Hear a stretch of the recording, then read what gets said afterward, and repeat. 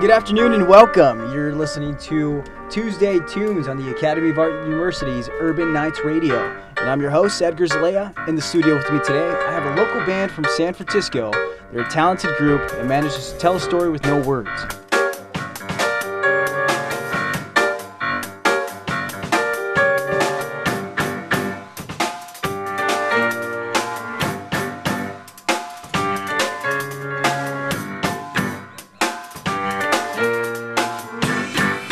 They're known to you as Ring Simian. You guys, introduce yourselves to me.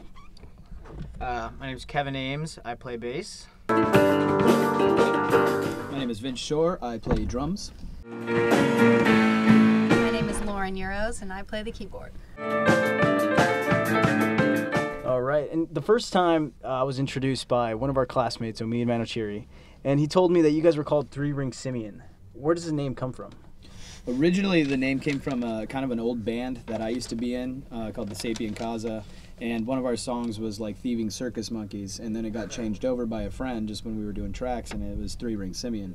And we were going over a bout of trying to figure out what was going to fit for a name, and I just said it one time, just kind of like popping off the song. I'm like, oh, Ring Simian, and he's Kevin he over here is just like, yes, that's the name. I don't care, that's it.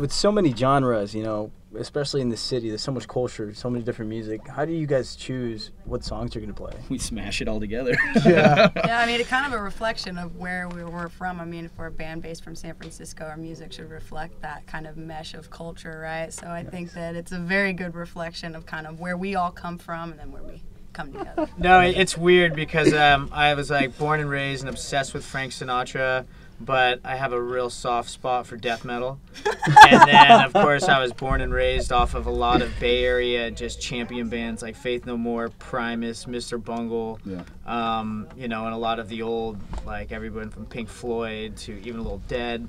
So when you like every kind of music, sometimes I try to cram it all into one, which it's hard to find people that are willing to do that or can execute it as well. So it's cool that these guys can do it if we really got to scratch that itch.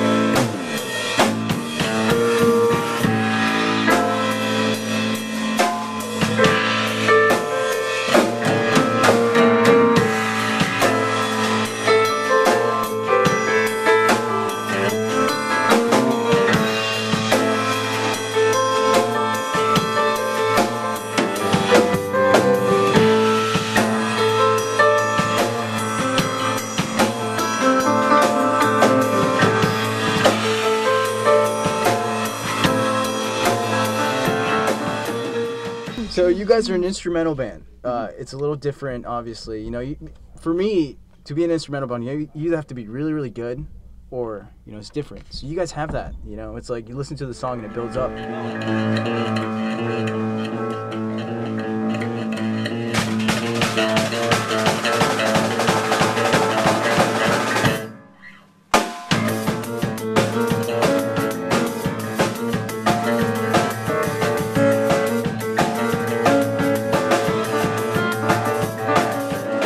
But would you guys ever add like vocals to it, or? Yeah, kind of working on it. It's in progress.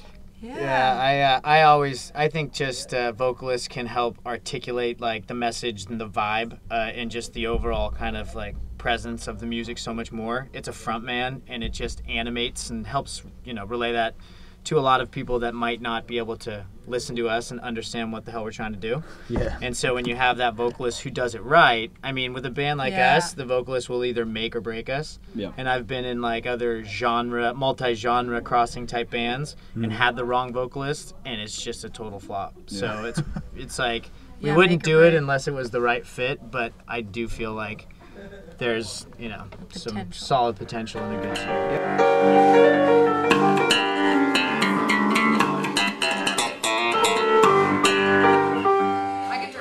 You guys mentioned you have a lot of fun, you work together at the same time as work. What does a normal jam session kind of intake? Well, Tequila. no. No, I have a recording studio in my house, full studio for, you know, for bands and whatnot, and we go, I would say like 2-3 hours, usually on like a weekend, or we'll pick like one day a week, and I'd say we get in there, we sit down, we jam out for a little bit, and then we work on our, you know, our set list, our songs that we know, try to polish some things up, and Yeah, the best songs are the ones that kind of evolve organically. And then next thing you know, you had a song and you almost weren't even trying. Yeah. As opposed to like, you know, once you get to the point where you're force feeding a song and you're just beating the hell out of it and just to get it written, that's usually when the song sucks. Yeah. And then you play it once and you're over it. Well, we started as just kind of a jam band, and we didn't really write much, and I think some of us can get a little lazy sometimes. So we basically just jam, play a lot off the cuff, things sound good, we merge it together, and it eventually turns into a song.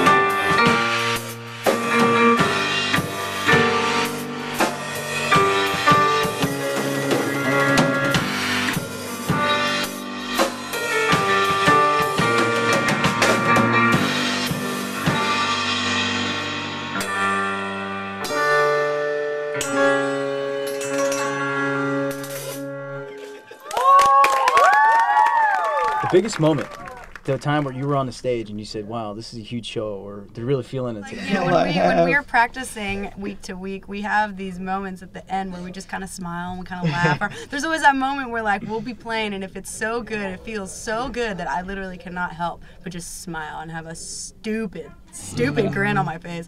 And like playing is just to get other people to feel a piece of that too. And what's cool is with no lyrics, it kind of sometimes helps up for interpretation. People can take with it, do what they want.